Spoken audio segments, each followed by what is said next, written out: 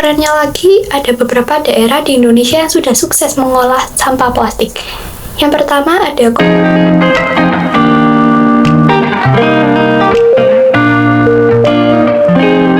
Hello everyone, welcome to YouTube channel with me, Isawar Okta Zatur Rahman. Jadi video kali ini kita akan membahas mengenai permasalahan yang sebenarnya cukup serius, namun tidak juga mendapat respon serius dari pemerintah di seluruh belahan dunia. Hal ini dibuktikan dengan adanya fakta bahwa tidak semua orang mengetahui permasalahan yang akan kita bahas ini. Dan ya, pasti kamu juga nggak tahu kan ya masalah apa ini, ya kan? Ya kan? Ya! Kali ini kita akan membahas tentang topik yang berjudul udara di Jawa Timur yang tercemar oleh mikroplastik. Jadi, pembahasan kita tidak akan hanya seputar Jawa Timur saja, tapi pembahasan kita akan luas. So, watch the video until it finish. Jadi sebenarnya mikroplastik itu apa sih?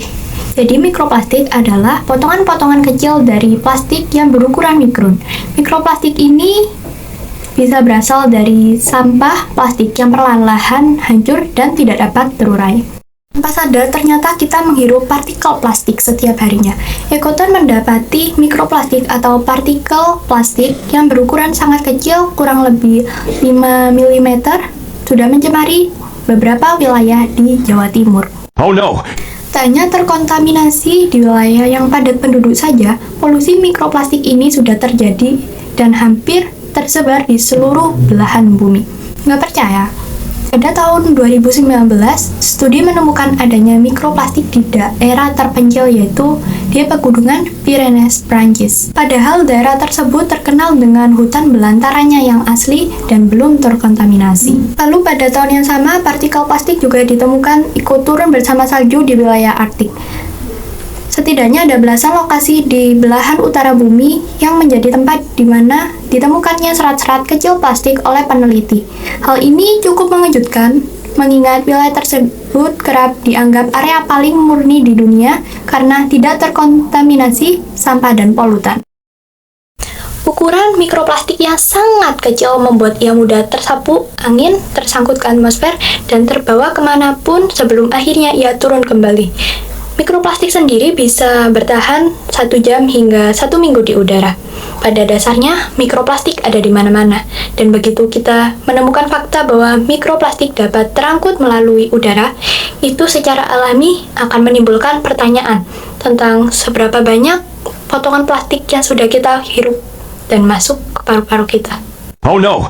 Selanjutnya kita akan membahas di permasalahan utama kita, yaitu udara di Jawa Timur yang tercemar oleh mikroplastik. Ekoton membuat penelitian yang dilakukan di Surabaya yang mendapati hasil serupa dengan pembahasan kita yang sebelumnya. Mikroplastik ditemukan di udara ambien daerah pinggir jalan yang jadi lokasi penelitian oleh Ekoton. Dan ya, hasilnya semakin tinggi lalu lintas, semakin tinggi pula mikroplastik yang dihasilkan.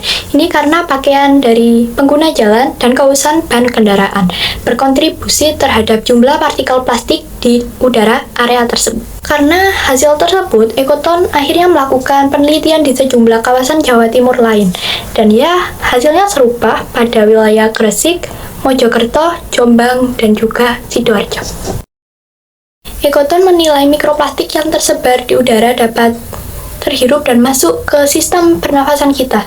Zat-zat yang terkandung di dalam mikroplastik dapat memicu sejumlah penyakit, yaitu sangat berpotensi menjadi racun bagi sistem imun, sistem saraf, sistem endokrin, dan sistem reproduksi, serta memicu pertumbuhan sel kanker, reaksi alergi, kerusakan sel, gangguan metabolisme, dan gangguan hormon. Untuk mengurangi kontaminasi mikroplastik di udara, pihaknya mendesak pemerintah menerapkan kebijakan penggunaan plastik sekali pakai, mengawasi industri penyemaran mikroplastik, tidak memperbanyak false solution teknologi seperti tunggu terbuka di TPS, melainkan lebih memperbanyak untuk bisa membangun TPS 3R dan tidak menggunakan incinerator. Sedangkan kepada pihak industri diimbau menggunakan produk berbahan plastik yang menggunakan filter membrane pada corong asap untuk mengurangi kontaminasi partikel mikroplastik di udara. Kemudian kepada masyarakat disarankan mengurangi penggunaan plastik sekali pakai, bijak memilih bahan yang ramah lingkungan dan tidak membakar sampah plastik. Kerennya lagi, ada beberapa daerah di Indonesia yang sudah sukses mengolah sampah plastik. Yang pertama ada kota Surabaya yang bekerja sama dengan Jepang dalam mengelola sampah.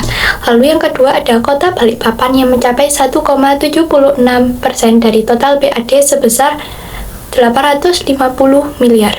Yang terakhir ada kota Banda Aceh yang menempati posisi pertama karena mampu mengelola 95 sampah setiap harinya.